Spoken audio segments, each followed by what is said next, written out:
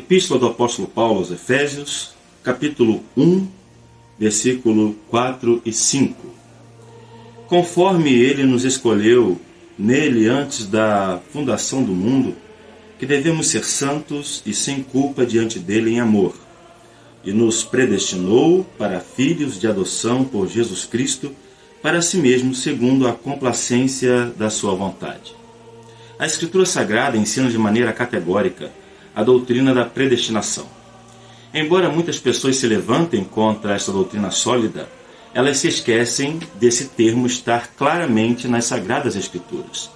Quando pensamos sobre a doutrina da predestinação, temos que ter em mente o que esta palavra significa no texto grego. Quando nós lemos esse texto nos originais ou nas cópias mais próximas dos originais, a palavra escolheu, eklegomai, significa separar dentre outros. E a palavra predestinou aqui, que no caso é uma conjunção, vem da raiz grega proorizo, que significa determinar, que significa decretar antecipadamente. Então, quando nós olhamos para esse texto, a exegese clara que podemos fazer dos termos e entender os termos é que em Cristo, por meio de Cristo e por meio do decreto de Deus, nós fomos escolhidos dentre todos, separados dentre outros e determinados de maneira decretiva, de maneira final, de maneira eficaz por Deus antes da fundação do mundo. Um outro texto que pode elucidar bem essa questão é o texto da segunda epístola do apóstolo Paulo aos Tessalonicenses, capítulo 2, versículo de número 13.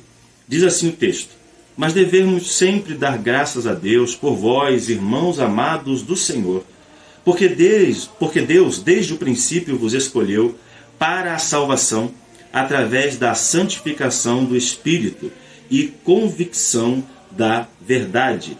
O termo eilato, no grego, que é a raiz da palavra grega mai, significa escolher de maneira deliberada. Então, o apóstolo Paulo dá graças aqui nesse texto, porque de maneira deliberada, de uma maneira sem a operação do homem, Deus escolheu o seu povo, escolheu os crentes fiéis de Tessalônica para seguirem a verdade por obra do Espírito Santo. Um outro texto que elucida muito bem a verdade da predestinação é o que está na segunda epístola do apóstolo Paulo a Timóteo, capítulo 1, versículo de número 9. Olha o que o texto diz: Que nos salvou e nos chamou com uma santa vocação, não segundo as nossas obras, mas segundo o seu propósito, seu próprio propósito e graça que nos foi dada em Cristo Jesus antes do começo do mundo. Logo, temos que ter a certeza de que tudo aquilo que Deus realizou por nós de maneira eficaz, nos escolhendo, é uma obra de Deus por meio da sua graça, por meio de seu favor imerecido. Foi Ele que nos salvou e nos chamou com uma santa vocação, sem nenhum tipo de participação humana nesse processo. Nós temos que ter em mente e entender que esse texto, de maneira muito clara, afirma que a salvação foi nos dada por graça. E assim sendo, nós não somos agentes ativos na obra da salvação. Um outro texto que elucida muito bem este fato é Apocalipse 13, versículo 8.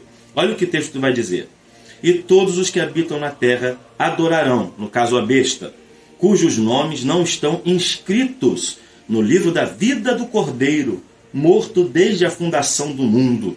O termo grego para inscrito, aqui, inscritos, é o termo grego grafo, que significa registrar oficialmente. Era o que era dito e feito pelas pessoas responsáveis por registrar documentos, por fazer com que documentos tivessem validade judicial. Então, desta maneira, nós não podemos deixar de lado que a nossa salvação é uma obra de Deus, completa e perfeita. Uma obra que é Deus que realiza. Em João capítulo 10, versículos 26 ao 29, o Senhor Jesus, dando uma palavra para aqueles judeus que o haviam rejeitado, ele diz: Mas vós não credes, porque não sois das minhas ovelhas, como eu já vos tenho dito. As minhas ovelhas ouvem a minha voz, e eu as conheço, e elas me seguem. E dou-lhes a vida eterna, e nunca hão de perecer, e nenhum homem as arrancará da minha mão. Meu Pai, que me as deu, é maior do que todos, e nenhum homem pode arrancá-las da mão de meu Pai. Então todos aqueles que creram em Cristo o creram, porque foi concedido pelo Pai a doutrina da divina predestinação.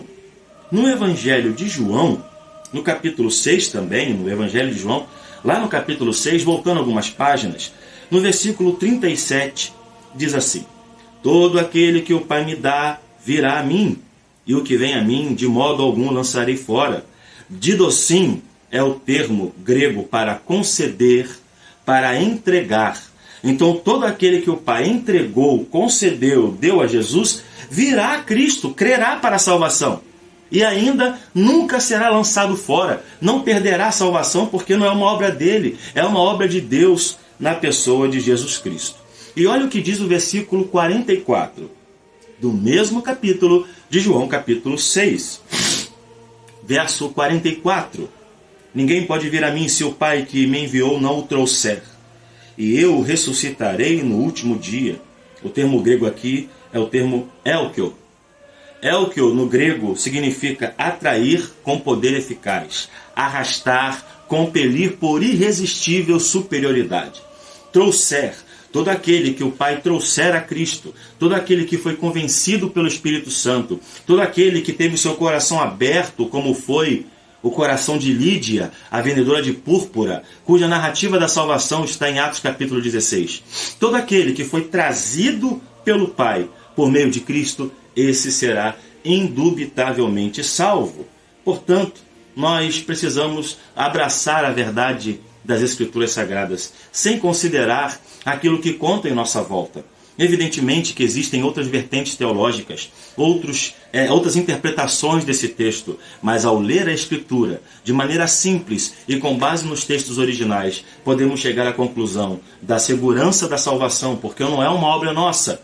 Chegarmos à conclusão de que, se formos salvos de verdade, perseveraremos na verdade até o fim, caindo ali ou acolá, enfraquecendo em momentos diversos, mas Deus é aquele que opera em nós tanto o querer quanto o efetuar.